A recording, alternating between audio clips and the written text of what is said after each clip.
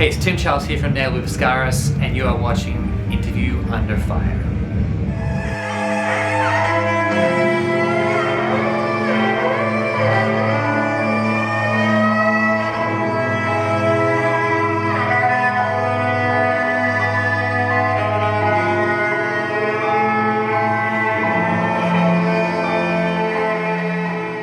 I want to welcome you finally to Interview Under Fire, and welcome back to Texas, of course. Thank you so much for taking the time to sit with me today. I mean, a popular topic I always like to touch on with our awesome guests is on Texas, right? Because this state has always been such a popular destination for everyone over the years. This is your second trip down here this year. You came through with the Chaos and Carnage tour, like we just mentioned earlier. Yep. The crowd has always been so great, which you'll see here tonight. But how are you? I don't think I've asked you that yet. How's the tour been? I know we're only on day 2 of the tour, but let's get it going. Let's exhale. How are you? I'm good. I mean, the beginning of the tour is always pretty intense. You know, we fly from the other side of the world, coming from Melbourne, Australia, get in and, we have like one production day, rehearsal day, and then it's straight into it. We just had the one show so far in Denver, which was great, but we had a few hiccups, like we had, the airline lost half our luggage on the way to the USA. Oh man. There was some issue with the paperwork for Matt's Canadian layover visa, and they denied him entry to the plane. And so he actually only arrived 24 hours after the rest of us, and that kind of impacted production day because it was supposed to start at 11 in the morning, and instead we had to wait for Matt and the gear to arrive, which happened about 7:30 that night. So instead of rehearsing like during the day, the night before the first show in Denver, we're like jamming until 11:30 at night. Just the typical hurdles of being an artist overseas, right? Yeah, and then we had a crazy situation where there'd been a slight delay with some of our merch, with our tour shirt from the merch company, and they're like, no worries, we're going to send it overnight to make sure it gets there in time for the Denver show. And then a UPS cargo plane actually crashed and 9 people died. I saw that. And our merch was leaving from a cargo plane that night. I don't think it was the same plane, but it was that night, and the whole airport got shut down, and our merch didn't arrive in time for the Denver show. It was crazy. I'm sending a message to the guys. Oh my gosh. Saying, hey, do you hear about that plane crash that died? Yeah, so we're not getting our merch today because it was at the same airport, and everything shut down. And it was such a kind of surreal set of circumstances. Obviously, merch is not that important compared to, such a tragic accident. Sure. I mean, but it any time like news intertwines with like your life, because it doesn't happen a lot, it always feels a little surreal. But the tour got underway, and the crowd was incredible in Denver, and we're really looking forward to being here in Dallas. I'm kind of in shock a little bit, just that news, that just bomb you just dropped right now. I had no idea that there was a correlation between the events that transpired and then you guys coming in here.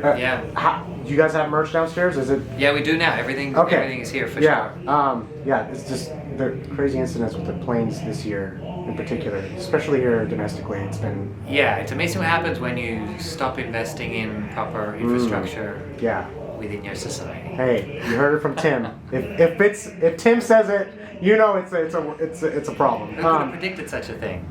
Anyways. You guys coming here. Here's the thing, Tim. What is it about Texas that keeps bringing you guys back? And is it true that I had this discussion with Sean and Alex and Marcus, shout out to those guys by the way, about what they say about Texas and Australia being similar? Like you guys are the British Texans. Am I crazy by saying that, or do you hear that too? I don't know. I haven't really thought about it that way. I mean, what keeps us coming back? I guess like.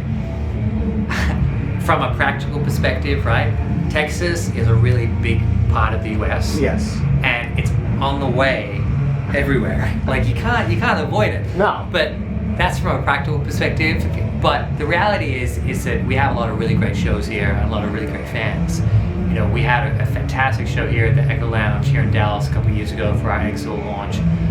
And really in the US in general, we just have such a great experience at the shows. People come up, show us so much love.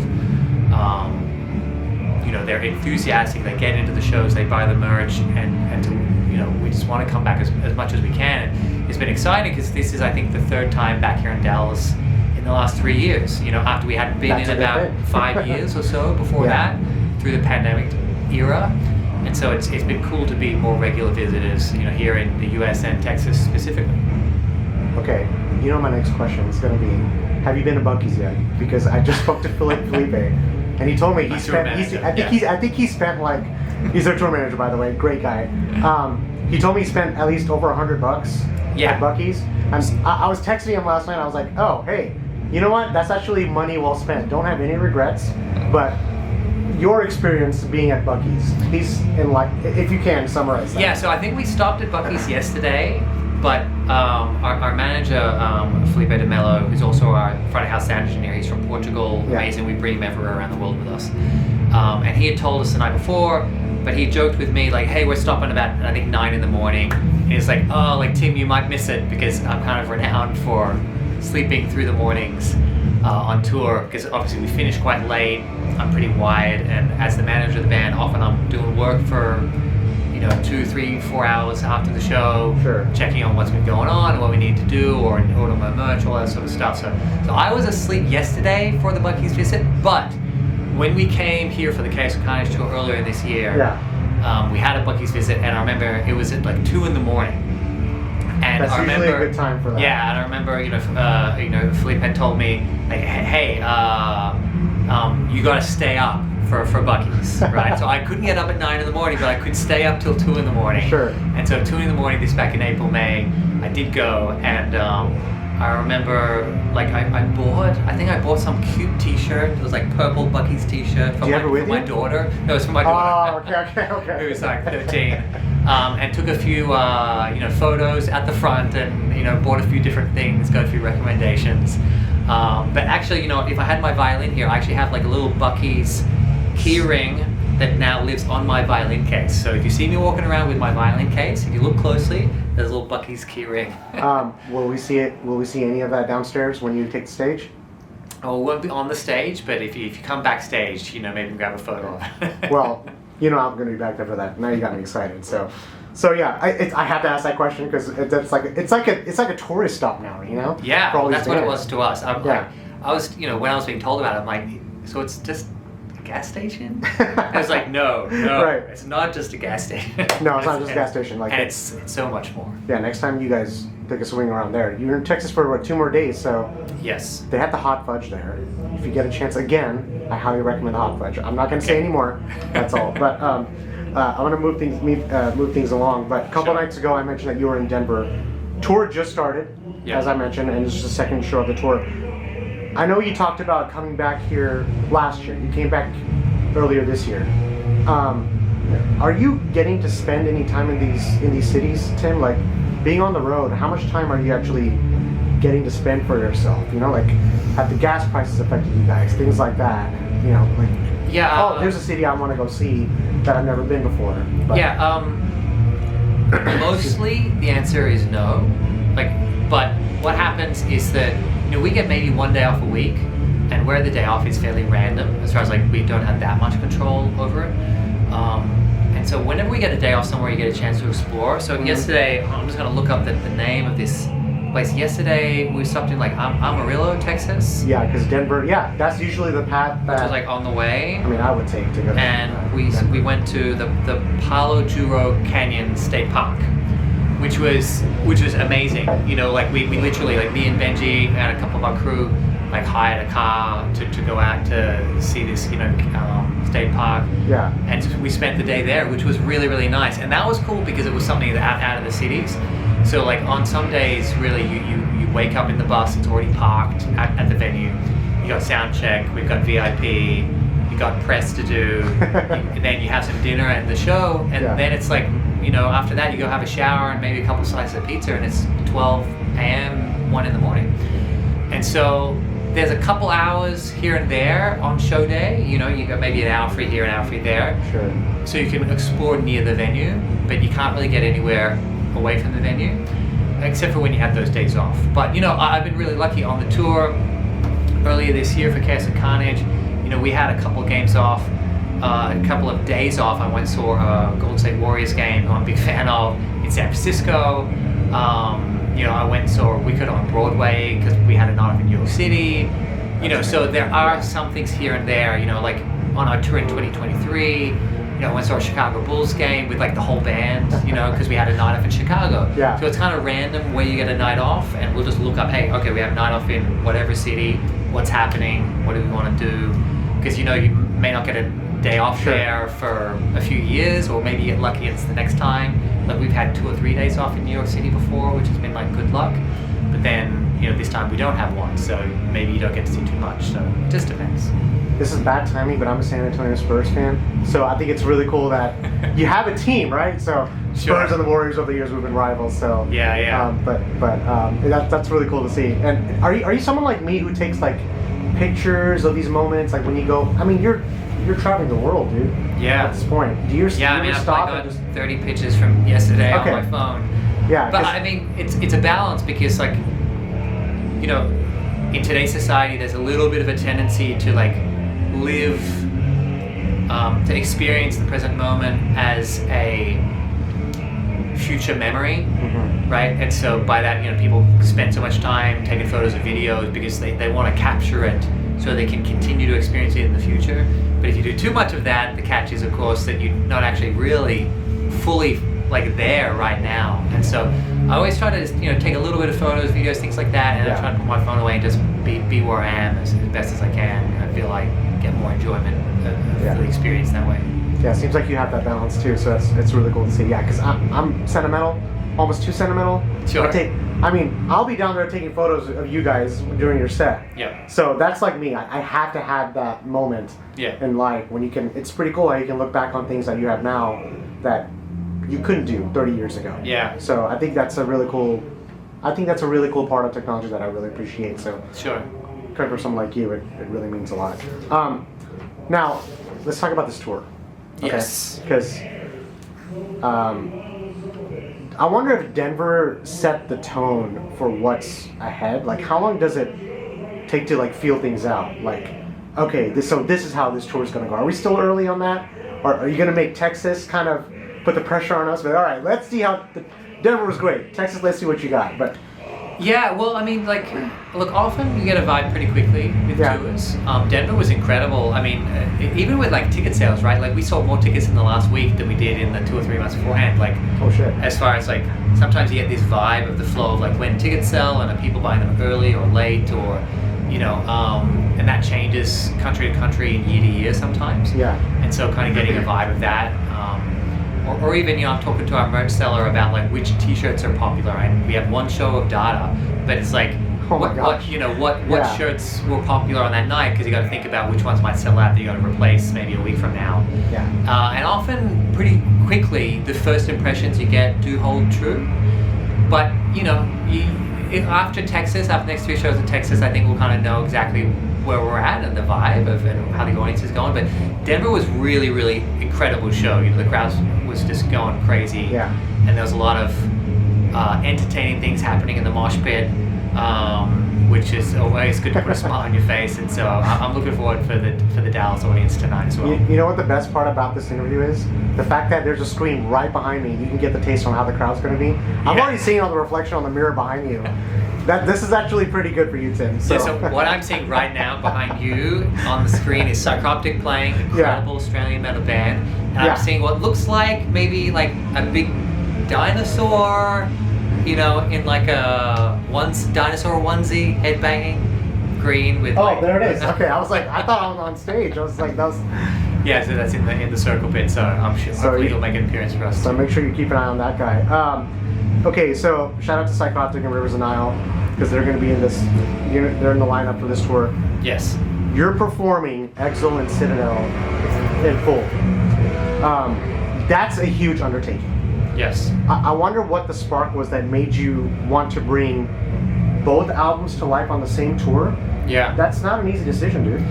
No, well, I mean, I guess the original thing for Citadel was that it was coming up to the 10th anniversary of that record, 2024, and we decided that we wanted to remaster the album. And I guess because of that, it was like, well, hey, we're going to be putting these big focus on this record, maybe we could play the album in full.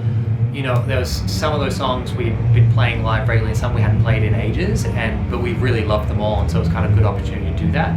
The idea of doing Exul as well was in part because, you know, Exul had been received so well as our latest record, and Citadel's only 45 minutes, and so it's like, well, it's a bit short. Like, what do we do for the rest of the show? You know, obviously the best of the other records, and I kind of had the idea of doing Exul as well. And then I was like, oh, then maybe we can do like a one-song encore. And then so I go to the guys and say, hey, how about we do this? It's like 2 hours. And I kind of got a little bit of pushback of saying like, what are you, fucking crazy? But you know, we talked about it, and there's actually a few more acoustic things and interludes or whatever. So I remember selling it to our drummer Dan and saying, well, you know what? The amount of metal you play, the amount of double kicks is about the same as our normal show, because there's a lot of acoustic things and whatever, interludes mixed in that we don't normally play.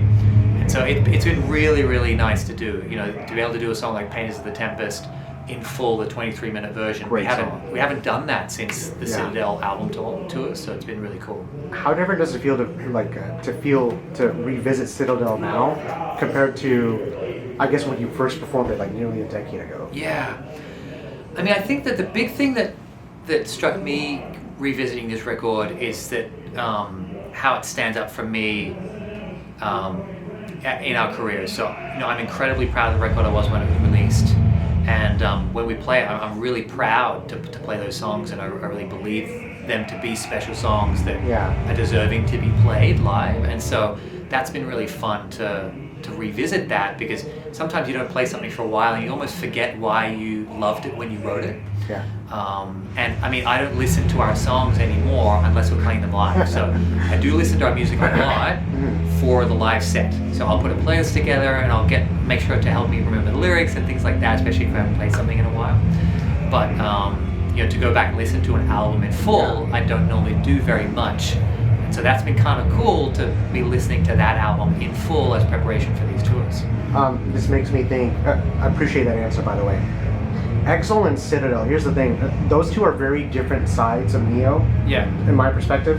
The evolution between them is uncanny, like holy shit. How do you personally feel you've grown as a musician and as a person in that time?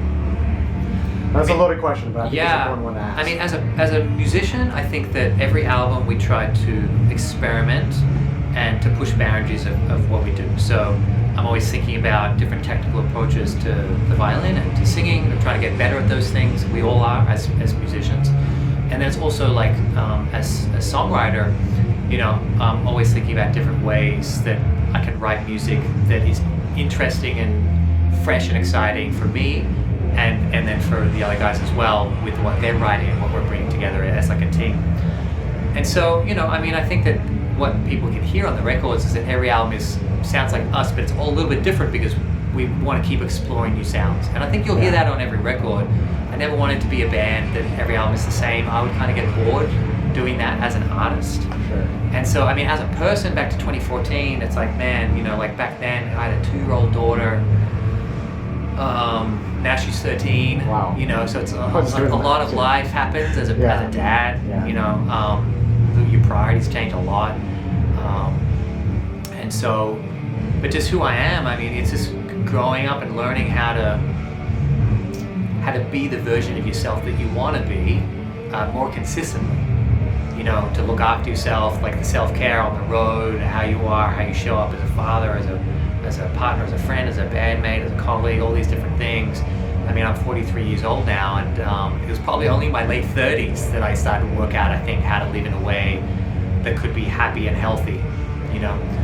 And that's quite difficult, because I think I used to burn out along the road, and that was then difficult to sustain, because you might be very happy, but in a way that's like unsustainable. And then all of a sudden, you know, I would burn out and kind of fall apart and have mental health issues and things like that. And so the ability to kind of work out how to be a bit more balanced with family, with the band, with work, with passions, with hobbies, all that sort of stuff, has been a really important part of that journey, I think, over that many years. That was such a great answer. I'm going to finish this off on a very important note, okay? So, you guys have, this is all from my perspective, because I discovered you guys when I said I discovered you guys. It was when I first discovered metal. I play violin. I grew up with that type of mentality on the thing about metal and symphonic instruments, they somehow intertwine, and I've seen you guys grow throughout the years, but you made a name for yourself, right? From when all this started to where you are now, the music just continues to evolve. And I remember when my friend recommended I listen to Portal of Eye back in 2012. I remember thinking, holy shit, what is this? Like, this is, I mean, I've heard symphonic metal, but not like this. Yeah. But you're taking progressive metal, the right way to term it in that aspect, to different and higher levels. You mentioned the touring that you've done, building buzz around the world. I mean, praise from what? Metal Sucks, from Metal Injection, Revolver, Decibel Magazine, so on and so forth. 22 years later, a little bit over that, if I'm not mistaken, I feel like we're entering another exciting chapter of Neo here, and I can't wait to see where you guys go. I mean, there's a level of inspiration to what you guys are doing, and you're seeing results, Tim. Let me remind you of that. You know, reward yourselves along the way, give yourself a pat on the back, because I think it's easy to lose control, or maybe just lose sight of that as you're lose touring perspective. And doing this and that. So I think you're doing a good job of that too. If you were to give your 2003 self advice from this version that's sitting in front of me, what would it be? I think, funnily enough, I think the biggest thing that I wish I could have learned quicker has nothing really to do as me as an artist. It's more as a human, and it comes to that balance thing. And so the funny thing is that the part of my personality that actually contributes to why I've been able to be successful at what I'm doing personally and what I'm doing with the band and managing the band and running the band and all that sort of stuff is in part because I am very driven and I don't take no for an answer as far as like what I see. You know, I was 17 and I just decided, I told my parents, like, hey, I was 17-year-old about to start my senior year in high school, and I was like, hey, I'm going to do violin, and I would just say, like, I've decided I'm going to be a world famous violinist, right? And it was like a decision, and that sounds kind of stupid and arrogant, right? But in my head, I'm like, no, I'm going to practice like 3-4 hours a day. And it wasn't that I thought I was better than other people, it was that I thought, why not me? If they can do it, I can do it too. How much do you need to practice? Okay, 3-4 hours a day, I'll do it. The thing was that what happened, I mean, I'll give you the short version, but like I had a lot of issues with chronic fatigue syndrome for about 10 years. Okay. Early in my years studying at university, studying classical violin. Yeah. And what I learned from that was that if I just pushed through and refused to give up, I could still do what I wanted in life. The problem was, and this is getting back to the question of like, what have I learned, what do I tell the person, is that if you live a life where it's based on ignoring how your body feels and just pushing through with a determined grit, right? A lot of people celebrate that in society. They celebrate, oh, he wouldn't take no for an answer. He was like so dedicated, blah, blah, blah. And that is a reason why, despite the health issues I had with chronic fatigue syndrome for about a decade in the early years, because I got sick with that in 2002, right, just before the band started. And it had a lot of impact on our ability to tour in the early years of the band. But getting stuck in that way of thinking meant that when we started touring a lot, I got in the habit of just ignoring how I'm feeling and pushing through, and my own mental health, my own state of physical well-being deteriorated. So you get to like 2019, 2020, and I'm completely burnt out after 5 years on the road, managing the band, singing, playing violin, all this sort of stuff. And I wasn't as good a person to be around for everybody. Do you know what I mean? Because I was just a bit of a mess, because I was just broken down from so many years of pushing myself. And so it was really, from like 2020, 2021, I studied a lot of meditation and mindfulness. I actually got trained as like a meditation teacher, something I kind of do on the side as a hobby now. That's awesome. And that really changed my life in a significant way. So that then when, after the pandemic and we were coming out with Exul, my challenge to myself was, okay, I love touring, I love this band. How do I do this in a way where I can be the version of myself that I'm proud of, that I'm at my best, for me and for everyone around me?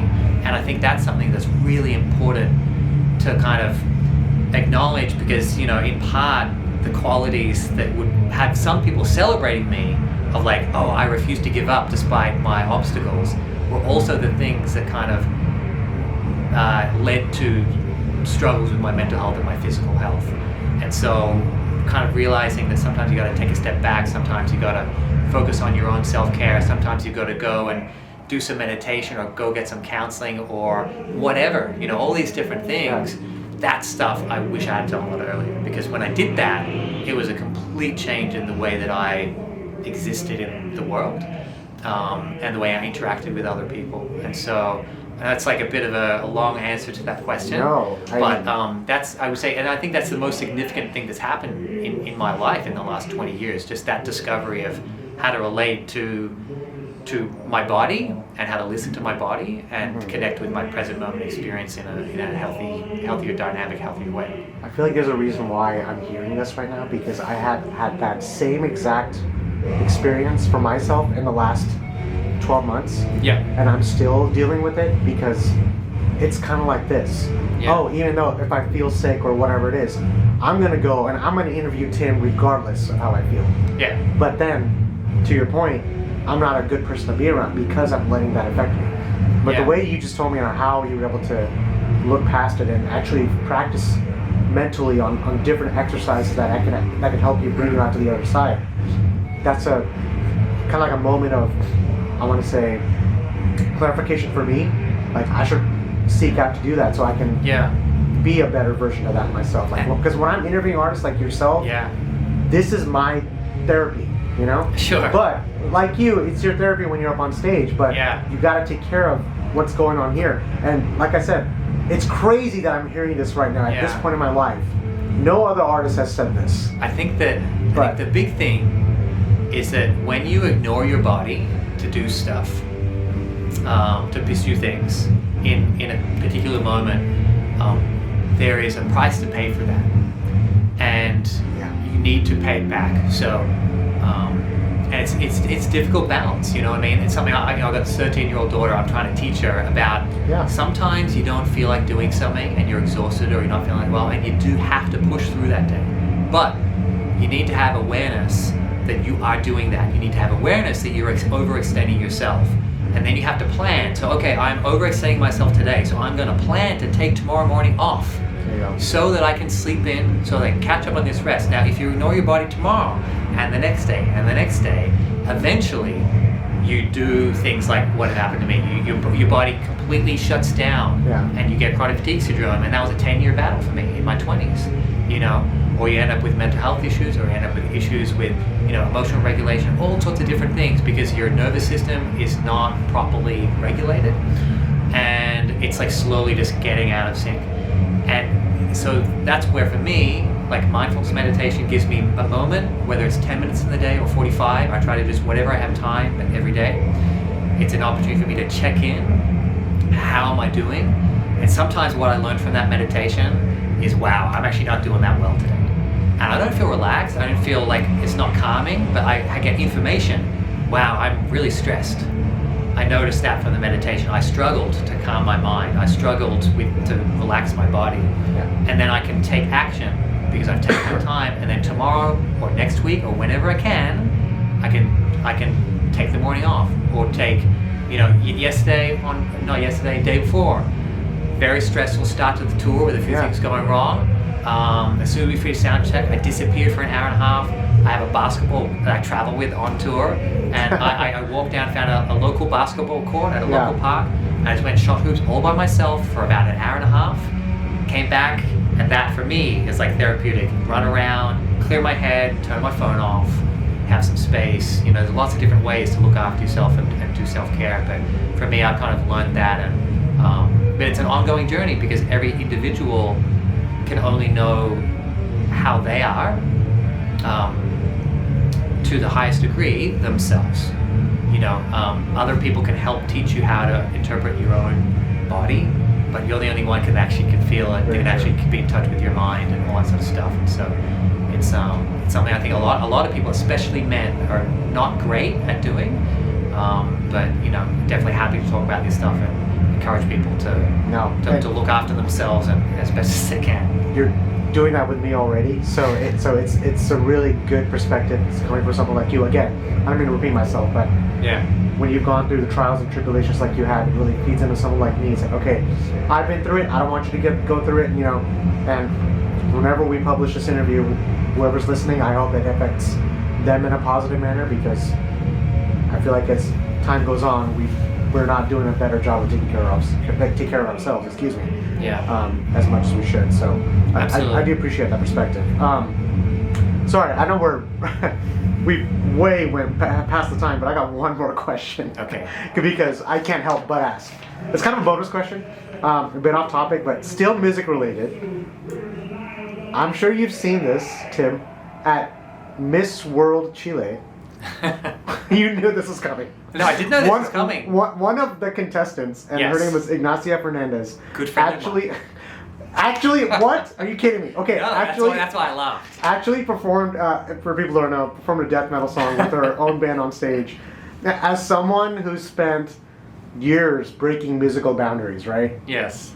I wonder what's your take on seeing metal being represented in spaces that traditionally wouldn't embrace it. I'm sure Yeah. the crowd was like, "What's going on here?" Because you saw the video. Yeah, I did see the video. And of course, for people like you and me, like, oh my God, this is amazing. This made my day. But Yeah. please indulge. So it's funny because obviously this at the week that this is being filmed, like this video of Ignacia performing a song from her band Decesos That's what the band is, okay.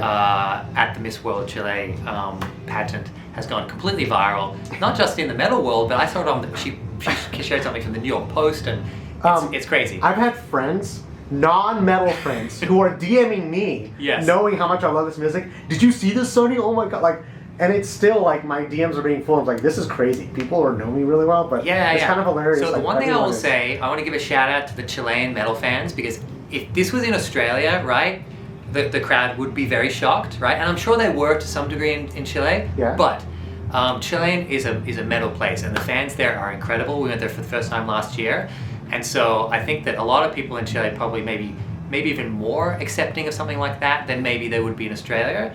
Yeah. And so just shout out to all the metal fans in Chile, because you guys are absolutely amazing, and we'll try to get back as quickly as we can. But yeah, Ignacia, she's a good friend of mine. You know, her band Decesos, actually, they came to Europe for their first ever European tour in August, and they opened up for us in Germany just August this year, right? The irony of all this. Yeah, right? and so like she has been a Neo fan since Portal of I came out. And so we had kind of been in touch over the internet and stuff like that for like quite a while. And so when we were coming to Chile last year, like we were hanging out, and then she was their band wanted to come to Europe, and we had some shows, and so I invited their band to open up for us. So yeah, so I just like, you know, after it's what's funny is straight after the interview, I'm gonna hit her up on WhatsApp, being like, "Hey, Ignacia, you're not gonna believe what I got asked about in this interview today." But yeah, she's a really getting back to like the essence of the question though.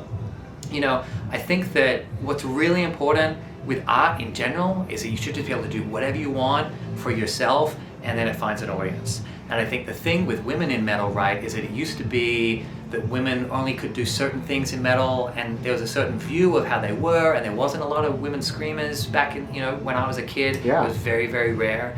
And I think what's really cool now is that there's more different types of women in metal and coming through. And I think what's important, right, it's one thing with Ignacia, because she's a very like beautiful woman, but I think what is really important is just, and I've had these discussions with her as well, you know, that people look at you, whatever you look like, and they make presumptions about who you are and what you should be doing. And I think what's really cool about this is that, you know, she's able to just be herself, and people are going, wow, that's really cool. And that's all you want to be as an artist. You know, you just want people to see what you're doing and go, wow, that's really cool. I wouldn't have thought those two things went together, you know? And obviously it's very different, but like I used to get all the time as a classical violinist, which I studied for many years, and then people would hear I did metal, and people were like, how does that work? You know, obviously it's not the same thing, Yeah. but it's that idea of you just, as an artist, you be yourself and you want to be accepted. And so there's still a long way to go in regards to like women in metal and like the full acceptance of that without any bias. But I think that what is important is just to let people be themselves and just that's it. And whatever race or religion or gender or sex or whatever they are, it doesn't matter. We're dealing with art and we're doing music, and everyone has something to offer, and it's just, do you like the music or not? And if you don't like this person's music or that person's music, that's fine. There's a million bands in the world, you know? And so just let people be themselves. If you don't like something, you don't judge it, right? Just let them be themselves. And I think that it's really cool for like a young band in DeSasos to be getting like all this attention. Because good like, for the band, yeah, in you know, general, like they're right? really cool people, and it was really nice to have them open up for us in August. And so, you know, and you know, it's cool to see cool people getting attention for what they're doing. So, you know, hats off to her and the band, and you know, I mean, hopefully, like I said, hopefully over time, what we see is more people just getting able to just do what they want as an artist, and whatever combination, whether it's a beauty pageant and death metal or any other combination, it's just be yourself, because that's what we do. Do you know what I mean? Like, we just wear ourselves as musicians, and the music comes out how it comes out. If you like it, great. If you don't, go listen to someone else. That's fine. And you know, you just want that to be the same as like a privileged like white male, right? Because like you got to acknowledge like that. You know, you kind of get the easy run of things. That no matter where you come from in the world, you want people to just get that same opportunity. And if people get that, that's great. We still got a long way to go, but it's nice to see more people doing different things getting attention, I think. I've interviewed maybe 500 over more than that artists. This has been one of my favorites. I say this every time, but seriously, like the fact that you giving me all this information, going back and forth, it's so good to hear this from you, Tim. And shameless plug. Yes. I was actually going to reach out to Ignacia to host her on our show. Now I have. No worries. I have a plug-in. Yes. Hey, give her a shout out. Tell her, hey, what were you originally going to tell her that you got asked the question? I think that's the irony of this entire interview. It's blowing my mind. But I do want to thank you, dude. No, thank you very much for having me. Thank you from the bottom of my heart. Nothing but the best for you and the band from here on out. Yeah. Go crush it out there. Oh, I'll be going crazy in the pit. Do you have any last words, Tim? Anything you want to plug in or mention as far as Neo and Exul or some new album maybe down the road? I don't know what you want to mention. Yeah, new stuff is in the works. You know, back end of next year, something like that is kind of what we're aiming for. I mean, after this tour, you know, we go off to Europe with Imminence, and we go home, and we're kind of home till the record's done. So, you know, I just want to thank people, you know, anyone who's watching, listening, just for your support, you know, because like we can't do this without the fans. We're a very fan-based band. What we do run through Patreon and all that sort of stuff. Everything we do only exists because of fans that support us, and we always remember that. We're grateful for every person that turns up. We're grateful for people here in Dallas, Texas, USA, and everywhere around the world that are watching this. Well, Tim, I'm going to give you a fist bump here. Thank you Thanks, again. We'll stay in touch, obviously. This has been insane. I might as well close up shop after this because I've done... I mean, this interview is one of my favorites, but... Thank you very much for having me. I appreciate it. I'll stay connected with you. I'll see you down the road for the new album, hopefully. Yep. We can speak again. But you take care. Excellent. Thank you. Thank you.